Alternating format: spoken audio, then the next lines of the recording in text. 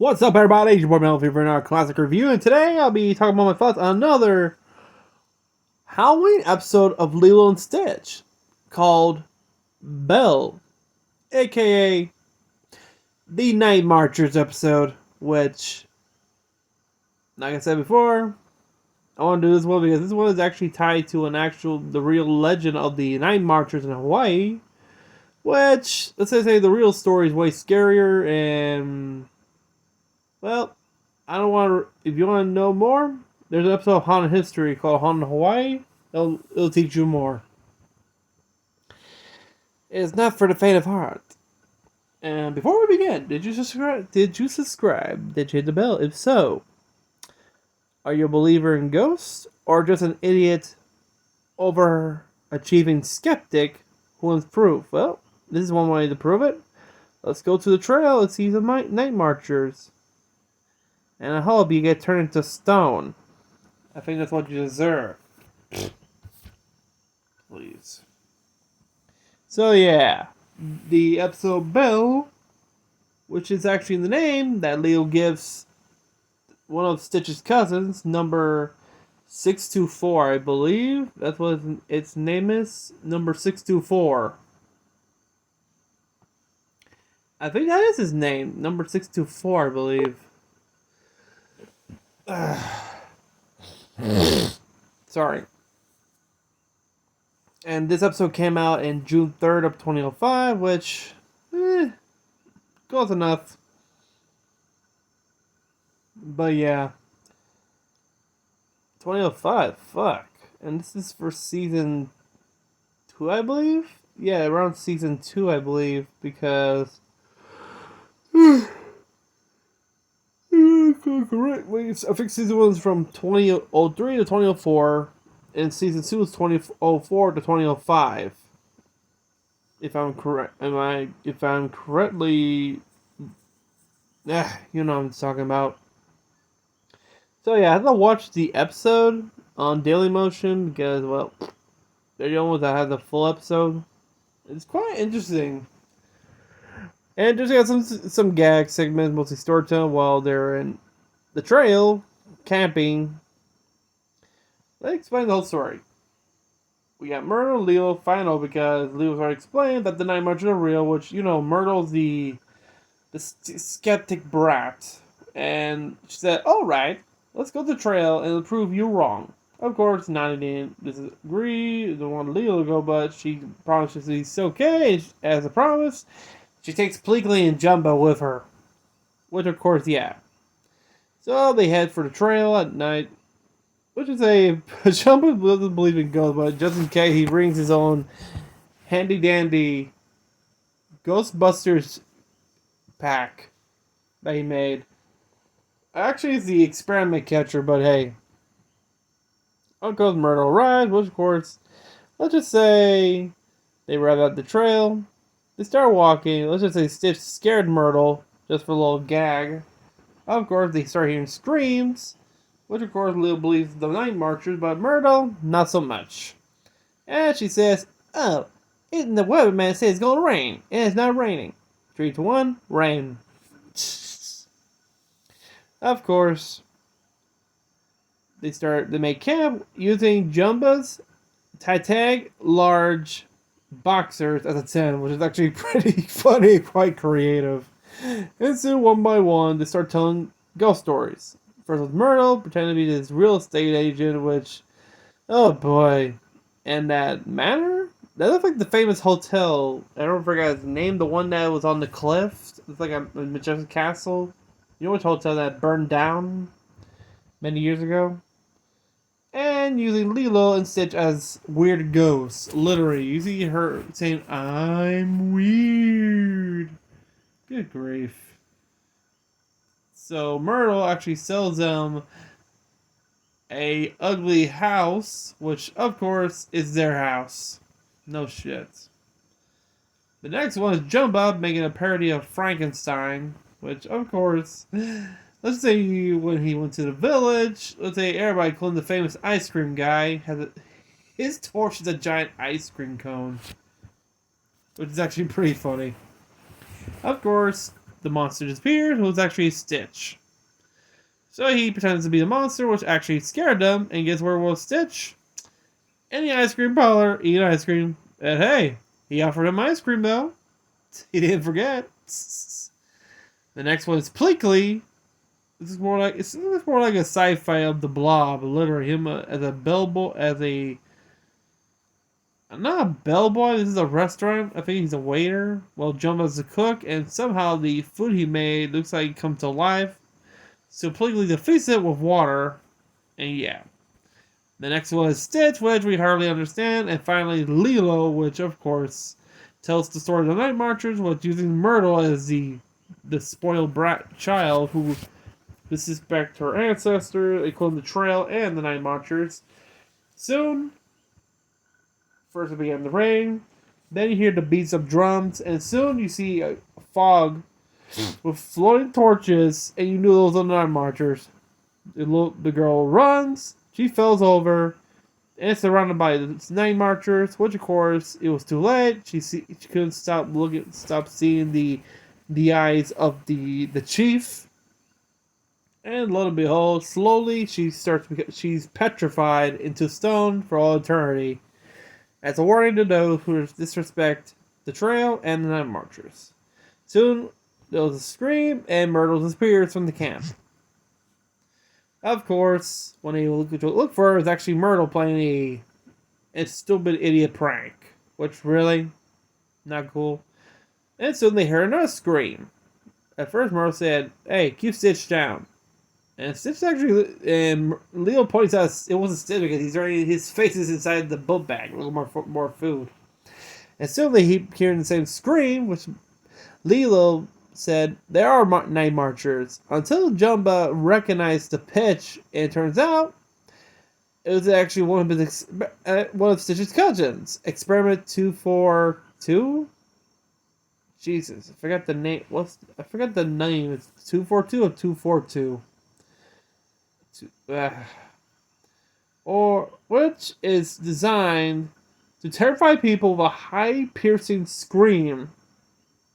Which, of course, fun fact, Stitch actually spotted it in the woods with his night vision. When he was looking around, he spotted just for a moment and vanishes. While looking for Stitch's cousin, they found it right there, screaming. And Leo calls it Belle, short for Belle something, but it runs off. As for Myrtle, she walks out of the trail, and guess who she runs into? Gantu. So she made a deal with him by pretending to be a Night Marcher. Which, of course, when they arrive in the cave, this one Gantu pretends to be the Night Marcher, demanding they give the experiment to him as a sacrifice, which, of course, they say no, but then Belle runs off. As they go to the cave, we see Belle on top of Gantu screaming to the pipes, and Gantu's like, "Tell the shut up, shut up, shut up!" Literally, because he can't stand the screaming, even Myrtle comes out and just say she can't take it anymore.